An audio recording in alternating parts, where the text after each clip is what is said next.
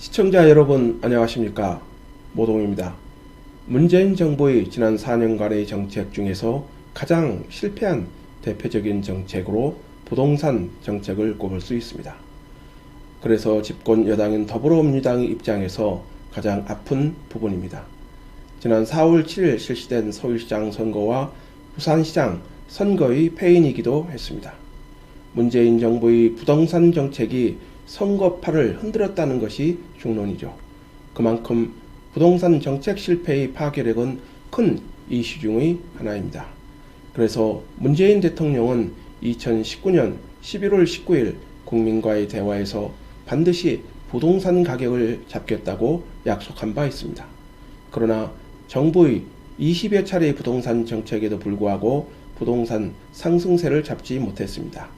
이에 문재인 대통령은 지난 1월 11일 신년사에서 주거 문제의 어려움으로 낙심이 큰 국민들께 송구한 마음이다라고 머리를 숙이며 사과했습니다. 그럼에도 불구하고 부동산 정책은 정부의 정책을 비웃었습니다. 급기야 문재인 대통령이 지난 10일 문재인 정부 출범 4주년 특별연설에서 부동산만큼은 정부가 할 말이 없는 상황이 됐고 그에 대해 한국토지주택공사 비리까지 겹쳐지면서 선거를 통해 엄중한 심판을 받았다고 정책 실패를 다시 인정한 것입니다. 정부가 정책 실패를 인정한다는 것은 쉽지 않죠. 그만큼 집권 여당인 더불어민주당과 문재인 대통령의 입장에서는 가장 아픈 부분일 수 있는 것입니다. 그래서 여당이 부동산 정책의 문제점을 지적하는 것은 금기에 가깝습니다. 그런데 이재명 경기도지사가 문재인 정부의 아픈 부분을 우회적으로 직격한 것입니다. 이에 논란이 확산되고 있습니다. 이 지사는 지난 10일 자신의 페이스북을 통해 여당, 야당 아닌 관당이 지배하는 나라라는 오명이라는 글을 올렸습니다. 이 지사는 관료들의 행태를 지적하며 정부의 부동산 정책의 실패를 정면 비판한 것이죠. 그러나 예민한 시기에 이 지사가 자신의 글이 미칠 파장을 몰랐을 리 없다고 봅니다. 시청자 여러분들의 생각은 어떠십니까? 그리고 아직 저희 방송 구독하지 않으셨다면 구독 부탁드립니다. 더 좋은 방송으로 보답하겠습니다. 이 지사는 페이스북에서 이렇게 썼습니다. 문재인 대통령님께서 오늘 취임 4주년 특별연설에서 주거 안정은 민생의 핵심이며 자산 불평등을 개선하기 위해서라도 부동산 투기를 철저히 차단하겠다. 실수요자는 확실히 보호하면서 부동산 시장 안정화에 최선을 다하겠다고 하셨다.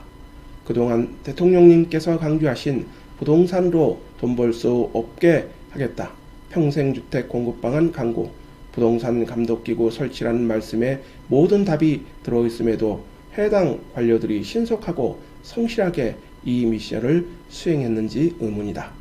이 글을 보면 관료들의 문제점을 지적한 것으로 보입니다. 그러나 관료들의 인사권을 갖고 있는 사람은 누구일까요? 문재인 대통령입니다.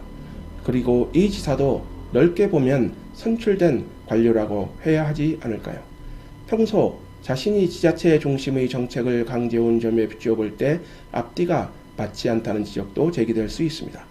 부동산 문제가 터지기 전에 경기도만의 성과를 낼 수는 없었을까요?